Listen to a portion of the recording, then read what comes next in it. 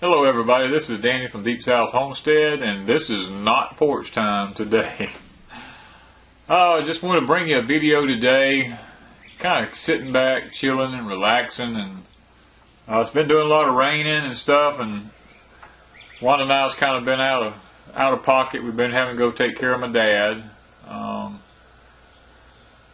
And that's just part of the family obligations when you got an elderly person that can't take care of themselves. Every so often you have to go and chip in and, help out some. And we, while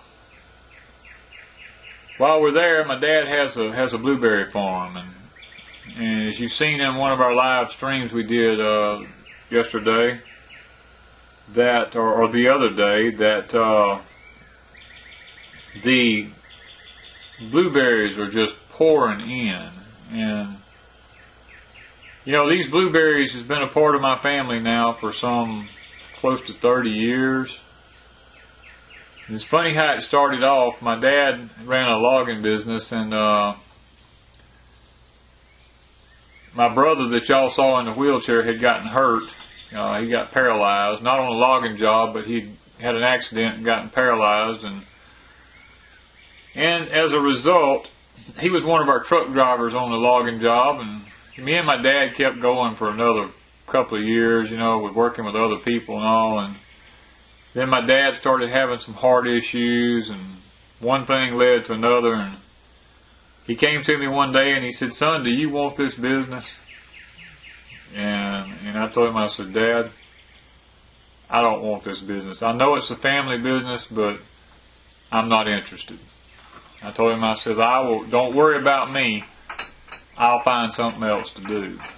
And from that point on, I went on into construction work and started my own construction crew up. I owned a stump grinding business where we took out stumps, and I ran a small farm and raised produce and sold it, and just different things. I had several different jobs going, but my mom and dad still owed a good bit of money on their place, and they knew they had to do something because their health had broken down, and they still owed a lot of money.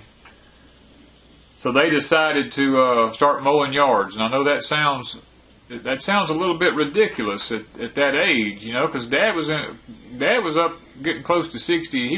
Dad was 60 years old, and he was too young to draw his retirement. And Mom had never worked a public job in her whole life.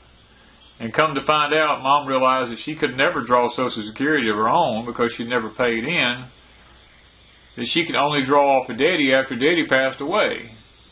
So Mom quickly realized that if they was going to continue to have a place to live, and that not only were they going to mow yards, but Mom was going to have to get a public job where she would be able to pay some income taxes and some Social Security and all in.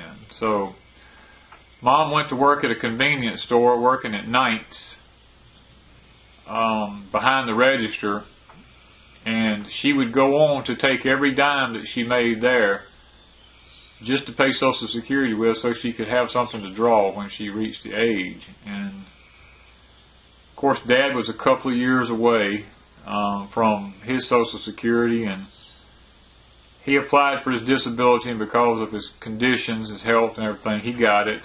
And they was able to have some disability to live on while they mowed yards, and while they, Mom worked at the convenience store. But in the midst of all this, they started up a Christmas tree farm. My dad laughed at my mom and told her, said, "Dora, this will never work." But my mom, you had to know my mom. My mom was a very headstrong female. She went ahead and planted several acres of Christmas trees.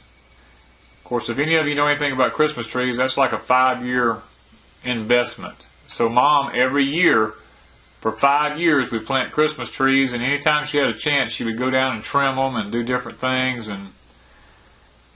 And after about 5 years of Dad just telling her that this is just a waste of our land and time, finally they opened the place up, and the first year they sold so many Christmas trees that my Dad's eyes was opened.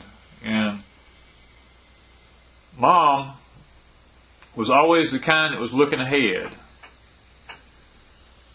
for the future, what might work for them in the future. So after doing the Christmas trees for a little while, they stepped out on faith, and Mom, against my dad's will again, went out and planted 100 blueberry bushes on the property. She said maybe at some point in our life we'll be able to draw an income from this. Well, they never really did a whole lot to them. They just planted them and they mowed around them and basically just let them grow. They never fertilized them, never done anything to them.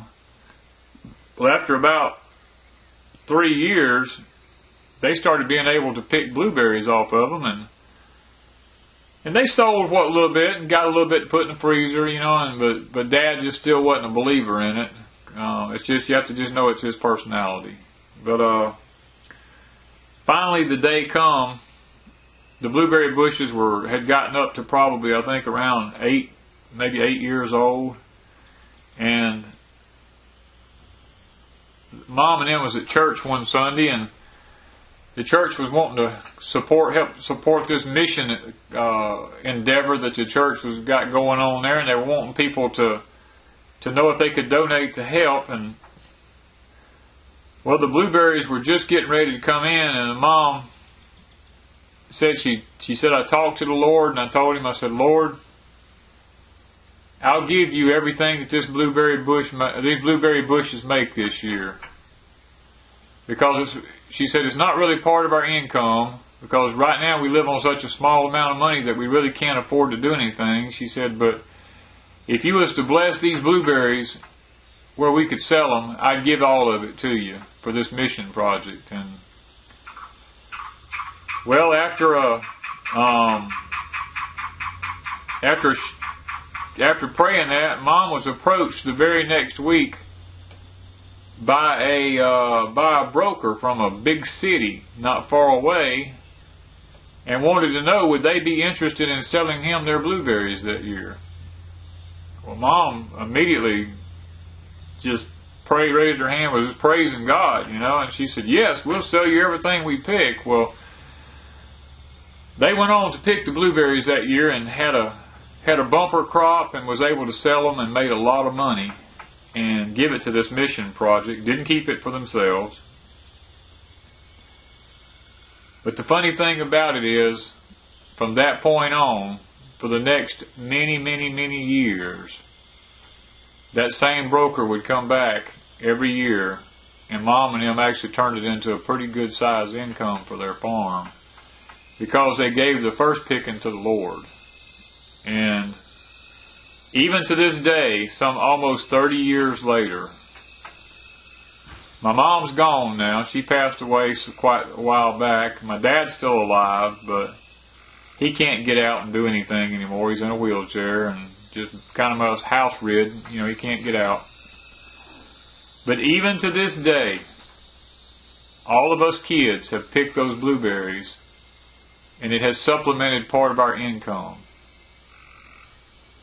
And it's amazing how when you give God the first of everything you have, how He takes it from that point on and just blesses it. We're going to take this opportunity right now to show you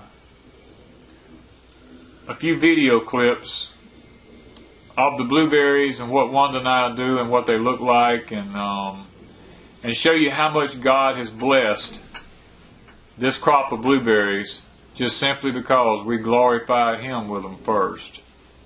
I hope you enjoy the rest of the video. I thought I'd throw this short story in there and just tell you how all these came to be and why we believe today that they're still blessed as well as they are. So watch the video clips, and I hope you enjoy it. Thank you from Deep South Homestead. Hey guys, today I'm going to show you a little bit about the blueberry patch that's at Danny's dad's. As you can see, they're behind me, but I'm going to flip the camera around. Okay, look at all these blueberries. we're going to be picking, this is just the first tree.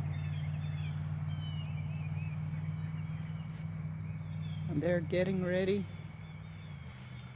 Here we're going into the next tree. And I'm going to walk off. As you can see, that's the first line. And swing around. This is the next line. And they go way on back, further than all those trees. About 15 trees further back that way. And look at these. Look at the size of these berries. I'm telling you.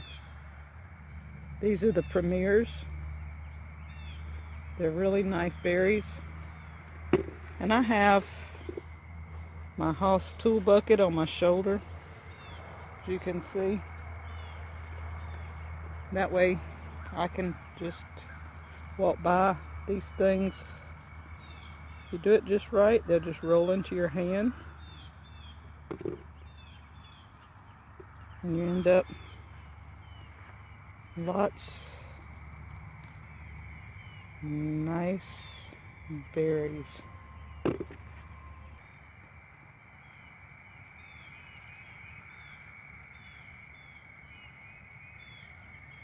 It's the way you pick blueberries, guys.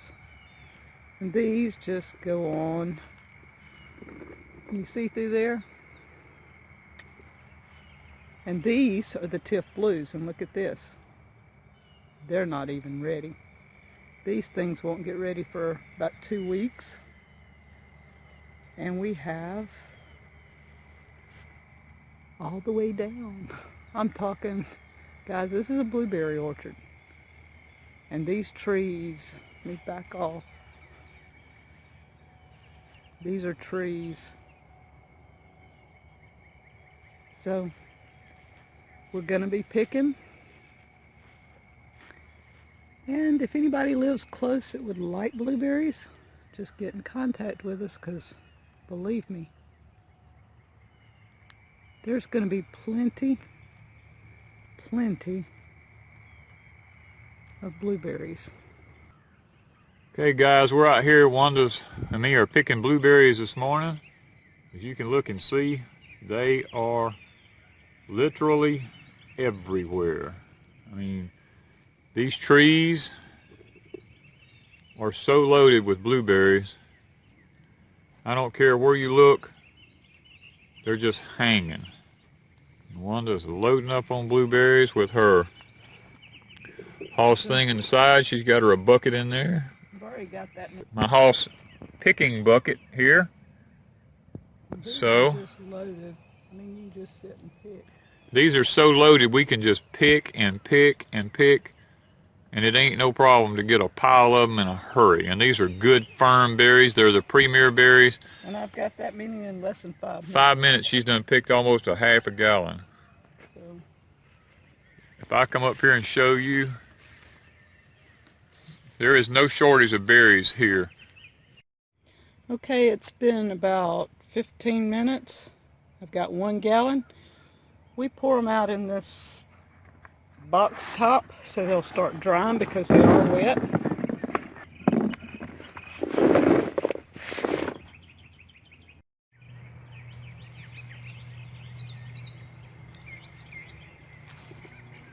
Okay guys, we got these Hoss buckets here that we pick in.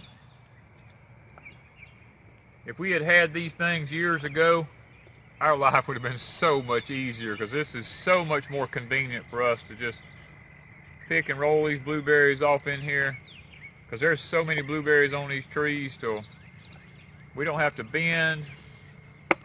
It just makes life so much easier for us.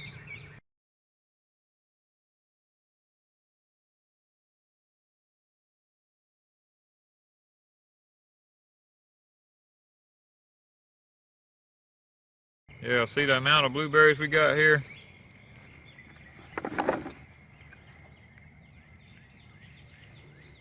And boy, are they sweet.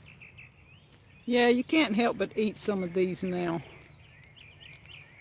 But after you eat a few... Yeah, they're kind of like strawberries. You get tired of them after a while, but they're so easy to pick because there's so many of them. You can just rake them off into your hands.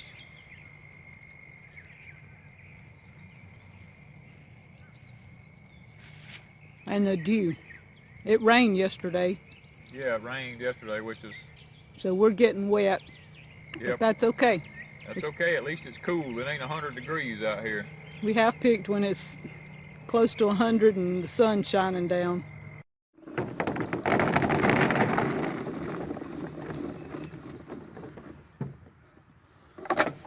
Okay guys, in about an hour we've picked over 4 gallons, because this is probably over a gallon in each one.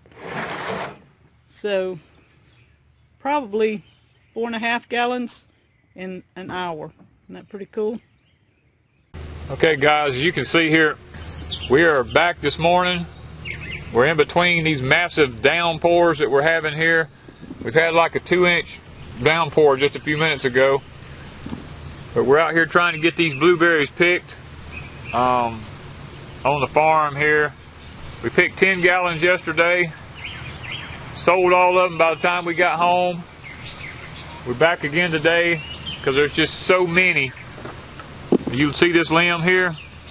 You just look at that limb and tell it is just literally loaded with blueberries. And if we don't get them off, they just bust and fall to the ground and ruin. So we're trying our best to get what we can off and get them preserved before we actually lose them.